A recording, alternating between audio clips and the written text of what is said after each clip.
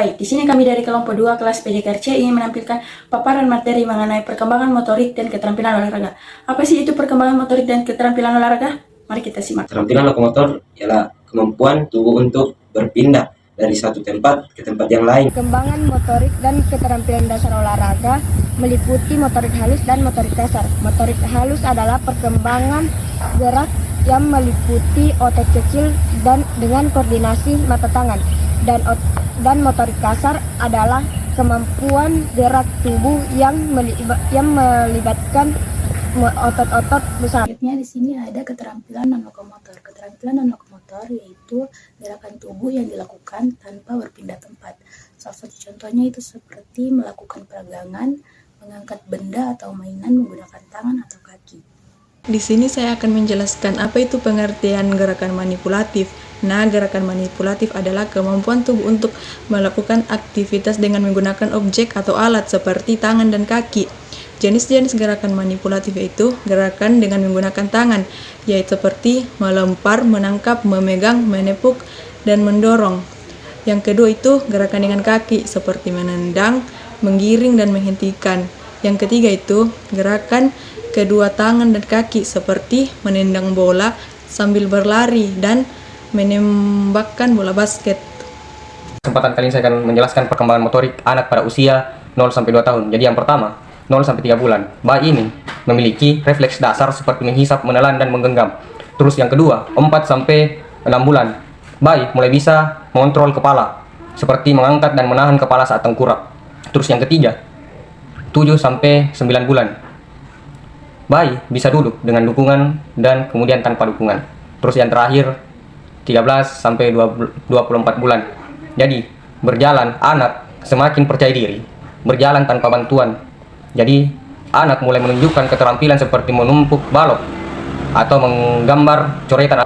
Nah, pada fase perkembangan motorik pada masa anak-anak awal 2-6 tahun.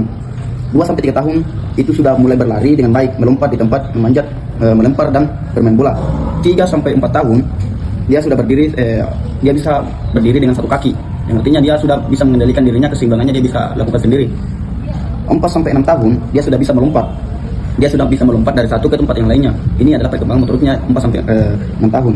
Nah, yang ketiga adalah fase perkembangan motorik pada masa anak-anak pertengahan 6-12 tahun. 6-9 tahun koordinasi mata-mata meningkat dan keterampilan motorik halus meningkat dan kekuatan serta tahan mulai berkembang. Nah, di sini kita lihat bahwa mata tangan meningkat, keterampilan motorik halus itu sudah bisa digunakan. 9-12 tahun itu keterampilan motorik menjadi lebih halus dan terkoordinasi. Yang artinya perkembangan motoriknya ini lebih terstruktur dibandingkan dengan perkembangan motorik pada masa usia 6-9 tahun. Fase perkembangan motorik pada masa remaja 12-18 tahun. Pada usia 12-15 tahun, pertumbuhan dapat mempengaruhi koordinasi dan keseimbangan untuk sementara kekuatan meningkat terutama pada anak laki-laki. Pada usia 15-18 tahun, koordinasi dan keseimbangan kembali stabil. Keterampilan berdasarkan jenis kelamin semakin terlihat. Pesan penting, mengintervensi setiap anak bisa berbeda. Peran kita adalah untuk mendukung dan memperhatikan perkembangan mereka. Ini mengingatkan bahwa setiap anak memiliki boneka masing-masing dan penting bagi orang tua dan pendidik untuk mendukung sesuai minat dan tahapan perkembangan mereka. Baik, terima kasih. Baik, kesimpulannya adalah perkembangan motorik merupakan proses perubahan kemampuan gerak yang meliputi motorik kasar dan motorik halus yang berkembang sesuai fase usia anak. Keterampilan dasar olahraga yang mencakup lokomotor, non-lokomotor, dan manipulatif dipengaruhi oleh faktor biologis, lingkungan, dan pribadi. Perkembangan motorik yang baik merupakan fondasi penting untuk penguasaan keterampilan olahraga, sehingga perlu strategi pengembangan yang tepat sesuai dengan dukungan dari orang tua dan pendidik. Itulah presentasi yang dapat kami sampaikan. Lebih dan kurangnya mohon dimaafkan. Wassalamualaikum warahmatullahi wabarakatuh.